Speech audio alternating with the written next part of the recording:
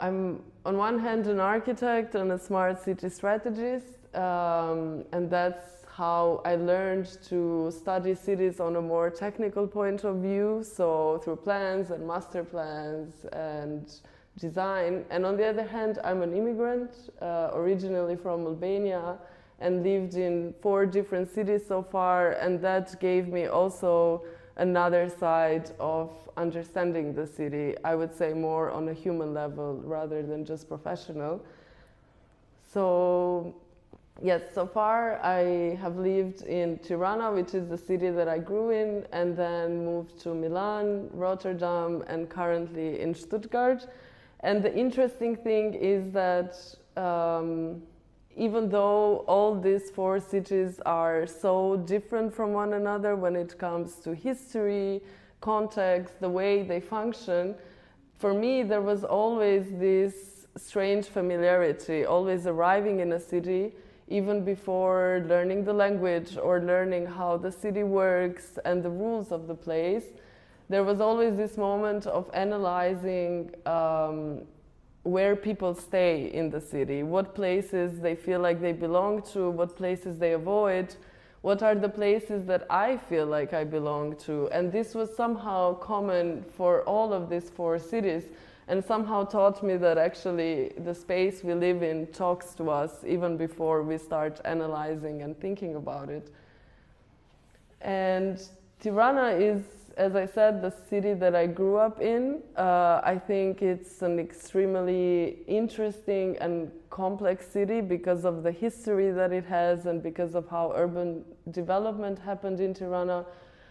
I was born in Tirana shortly after communism fell down and democracy was there, so the city was a chaos, right? There was no rules, there was no regulations, and there was not such a thing like urban planning. Like it simply did not exist. But it did teach me that public space and social life still happens, but in the case of Tirana, through improvisations. So through people really creating their own space and creating their public life, let's say, even before architects or urban planners are planning and thinking about it. But it's also a city that makes you think a lot about these 2 topics, development and memory. So on one hand, we have urban change, which we cannot avoid and which we cannot stop. And on the other hand, we have memory, so the geographical memory of places. And how do these go hand in hand? That's always the question through urban change.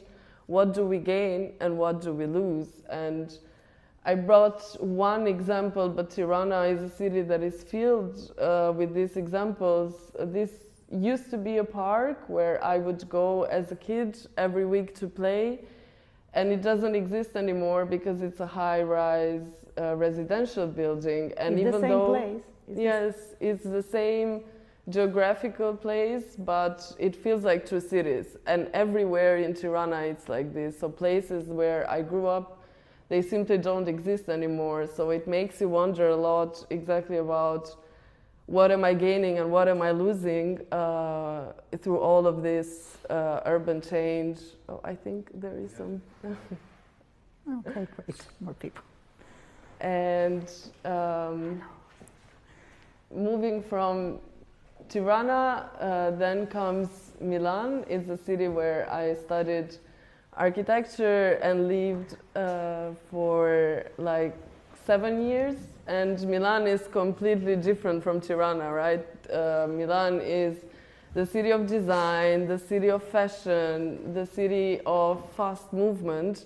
And what Milan actually taught me is that design can shape the behavior of the people and can shape how citizens live in a space. But it also taught me that actually architecture can either make you feel like you belong in a place or make you feel like you are excluded and that you don't belong at all in a place.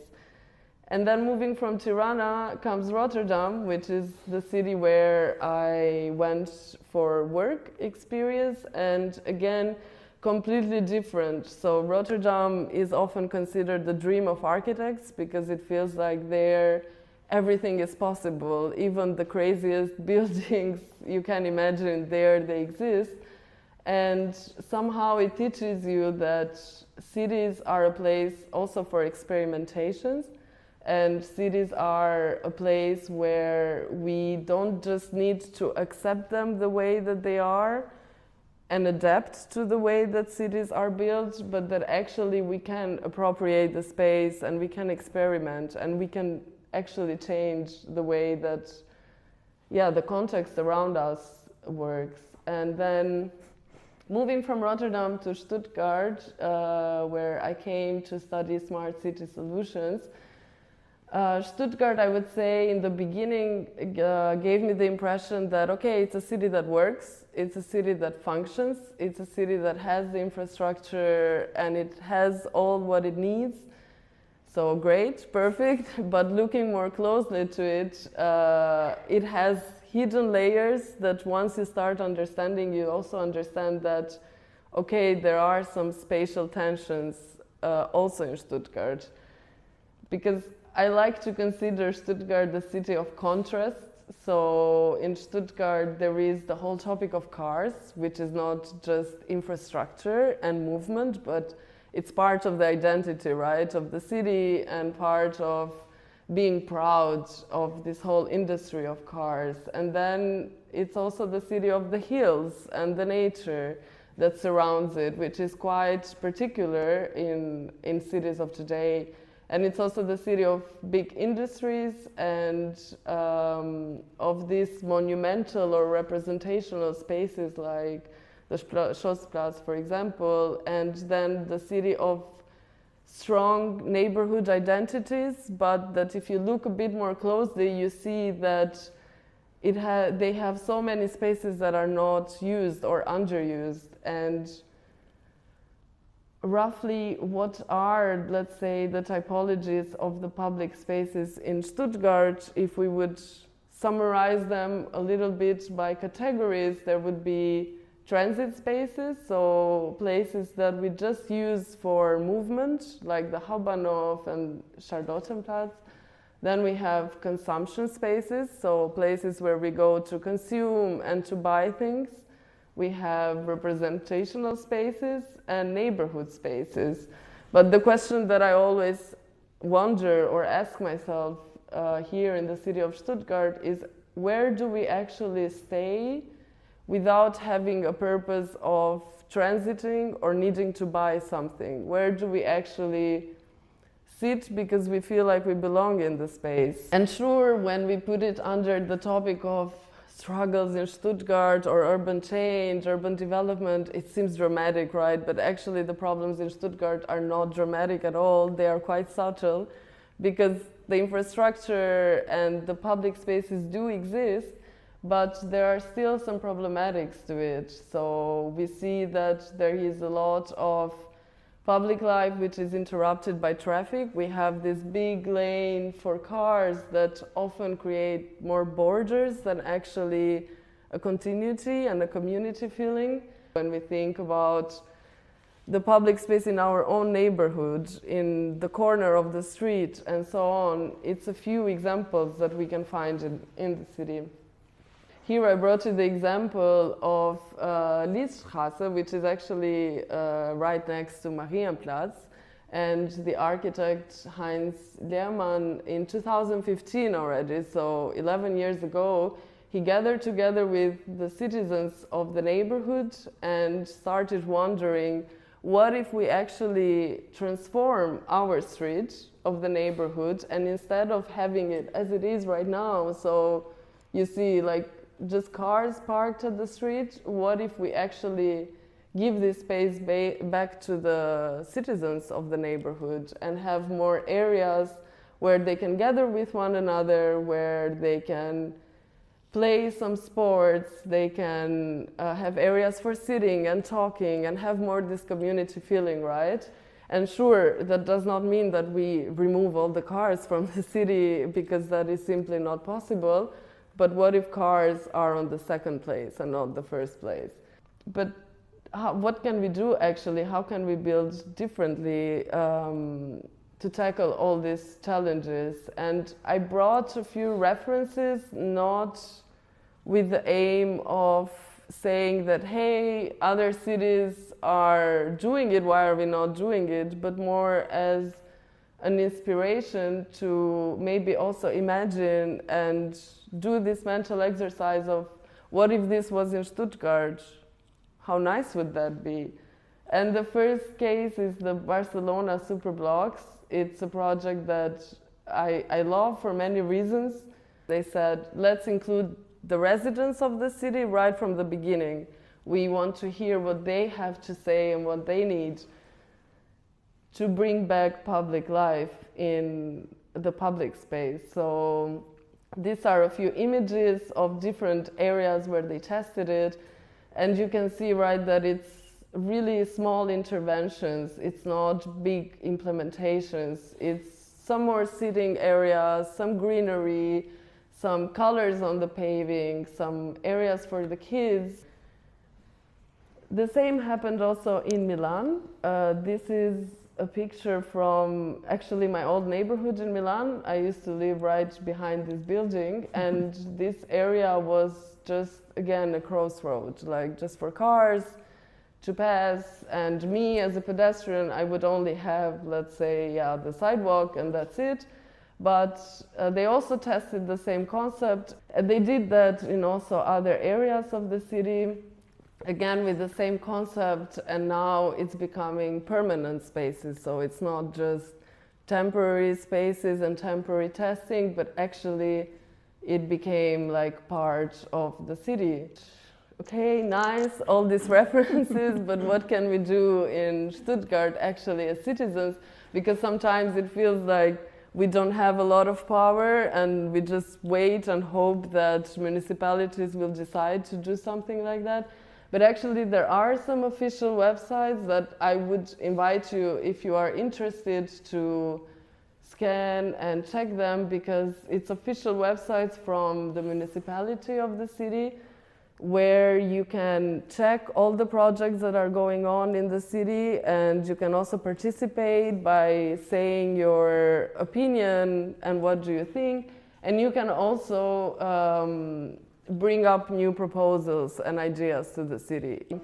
We now have a small moment of exchanging ideas between us. And please don't think of it as a moment that now we are making policies about the city, or we are creating new, let's say, projects for the city. Unfortunately, we don't have the power to do that today, but we do have the power to think about it, and why not have some inspiration with each other and maybe live tonight thinking about the city with different lenses. So maybe have a better or a different view on the city of Stuttgart.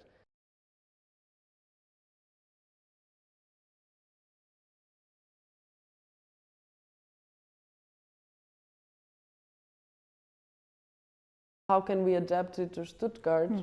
What can we actually do in Stuttgart that fits the conditions and the context? And I think that once you give the chance to people, they will embrace it. And maybe, because there is this idea that no, in Germany people are more shy, you know, like they would need more time. But I think no, actually, once it's there, people would embrace it the same way. It's just a matter of how do we adapt it. Yeah. And for instance, if let's imagine that you have the resources and the capacity of decision in the city.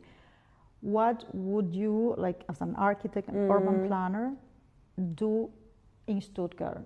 Yeah. What would be one project that you would do?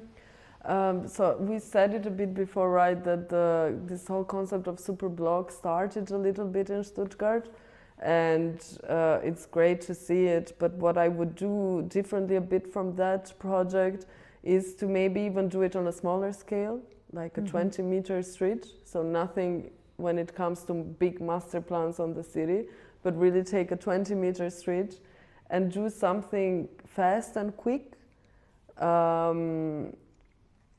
that doesn't require such a long time that also the West project is requiring, like this whole long process, and that you don't really see the impact, but really test it with fast solutions. That's what I would do. You think, for instance, that your vision as an immigrant, as a migrant here, is, or your relationship with the city, being a migrant, is influenced by the urban design, by the architecture of Stuttgart? It has a certain influence in your relationship with the city. Definitely. Like I would say, as an architect, I look at Stuttgart. Stuttgart tells me, hey, great, I function, I work, I have the infrastructure I need, I have a good quality of life, and I see that as an architect. But as an immigrant, I see that the city is a bit cautious. So Stuttgart is not a city that overwhelms you, but it's more cautious and more subtle. Like, what I miss as an immigrant sometimes is these bold statements and these transformations and experiments in a city, and Stuttgart is more cautious with that. So I think there is this duality also in me in the relationship with the city, that planability-wise or as an architect, I see that it works, but when it comes to the point of view of an expat and immigrant, I learned somehow that I need to give it more time in the city of Stuttgart. It's not things that happen right away, but this whole experimentation, you need to wait a bit longer. Like, I have moments that I feel part of it, like this neighborhood identities and the nature around, and the local, like how people are strongly related to the local identity. But I have this also other moments that I miss a little bit, like this whole experimentation. And it's a political will of the municipality in these kind of transformations, because sometimes it can be too a problem. Oh, it's really important. It's a good question, and it's also a big challenge, because what is happening now in the cities is this realization that all the stakeholders that are involved in the city need to collaborate. But that is the biggest issue, because every stakeholder has a different interest, right? Politicians have a different interest, business people have a different interest, citizens have a different interest.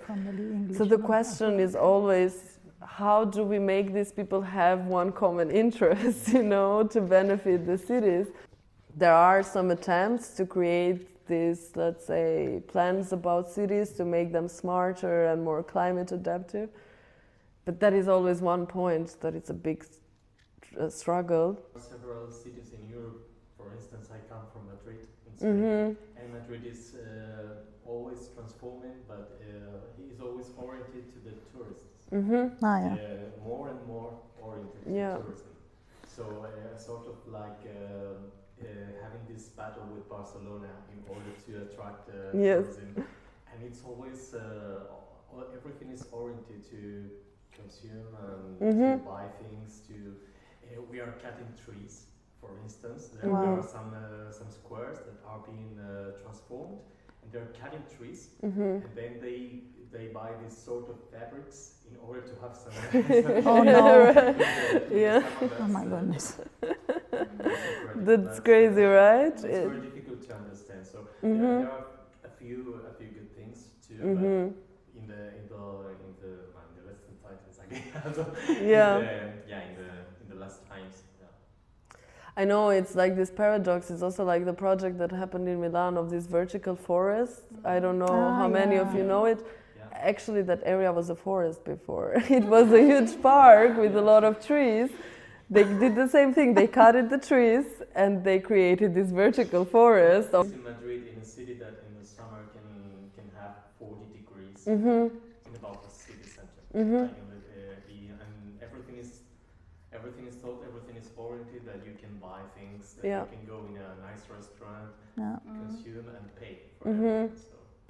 I wanted to ask you if you know anything or have thoughts about like a more bottom-up approach, because I have the feeling, especially in Germany, everyone is waiting, like no one cares about that is too general, but a lot of people don't care about their neighborhoods. They just live there. They don't know their neighbors, and I don't know. I was thinking a bit about it and practicing in small scale. Like, I don't know, we got connected to our neighbors. Like, we asked them, do you want to hang out for a beer? And I don't know, we can put a bench in front of the house. But do you have an idea, like, if you practice this more with more neighbors, and is there any examples like from Barcelona, or because you need the people and you can build everything? I don't know, in worst case no one goes there. It's not easy to make people be interested, and it's not easy to bring them to this moment of, hey, let's talk about your neighborhood and participate, for different reasons. Sometimes it's function reasons, like simply people of our age don't have time because maybe they're working, and what happens is that older people go and they don't have a community of everyone involved.